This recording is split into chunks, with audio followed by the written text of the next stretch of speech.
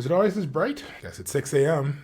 That's what will happen. So, you know what happened last week, where a 40-year-old got 4 years in prison after impregnating a 14-year-old, and the acting director of public prosecution and the Minister of National Security got in a bunch of hot water for what they said. Now, I don't feel like I need to address that directly because there is no vitriol.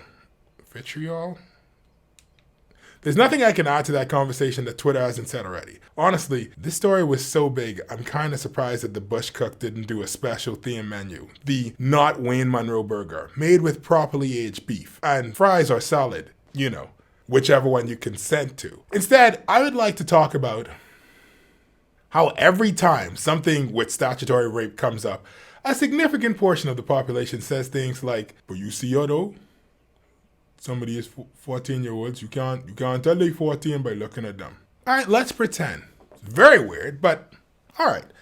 With that said, are you guys not talking with people before you have sex with them? I mean, even if they have a full adult Bahamian woman costume on, you know, a small car, acrylic nails, an iPhone 12 in a bejeweled case, and like a top that shows their midriff but not their belly button. When they open their mouth, you should be able to tell that they're 14. You can't tell a 14-year-old from an adult, from an 18-year-old, from a 20-year-old, from a 23-year-old.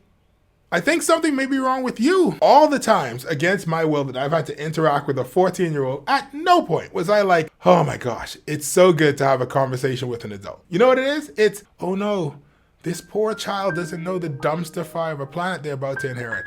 We've really failed future generations with our self-centered greed. Not, erection. Anybody who talks to a 14-year-old and inside their mind, they're like, this isn't a child. This is a woman who's mentally inept. There's something wrong with you. I mean, either you are also mentally inept and at the mental capacity of a 14-year-old, or you're a predator who wants to have sex with women that you can take full advantage of and manipulate and control as though they were a child because you're talking to a child. That's a whole problem in itself. What type of world do we live in where people are like, this person looks like an adult and that's all that matters? A lot of things look like a lot of things. It doesn't mean that it's those things. Like, I'm trying to think of an example, but it's so dumb. I can't think of one right now. But not to swing this all the way back around to gender bias and other stuff, but swinging it back around to gender bias and other stuff. This is a part of the problem with society in general. The ideal woman is dumb, or at least dumber than her partner. And as a result, we get intelligent women who are afraid to say stuff. They don't want to overwhelm people with their intelligence. It's probably why we can detect autism in boys easier than we can detect autism in girls. Unless it's the biting, screaming, attacking people at random end of the spectrum. If it's just non-verbal in girls, that's ideal. She is quiet and withdrawn. She keeps to herself. Oh, she's perfect. She's a lady. She's a lady. She's a lady. If it's the boy, oh no, this is antisocial behavior. Something's wrong with him. Oh my God, we have to fix him. He's never going to be able to interact and be normal and have a job. People who say, I didn't know this was a 14 or a 15 or 16-year-old, you knew they weren't an adult. I didn't know they wasn't an adult. I thought they also voted in the 92 election. No, you didn't. You're just like, this person looks up to me with childlike wonder. Because they're a child. Apparently, to be a woman, you just need breasts.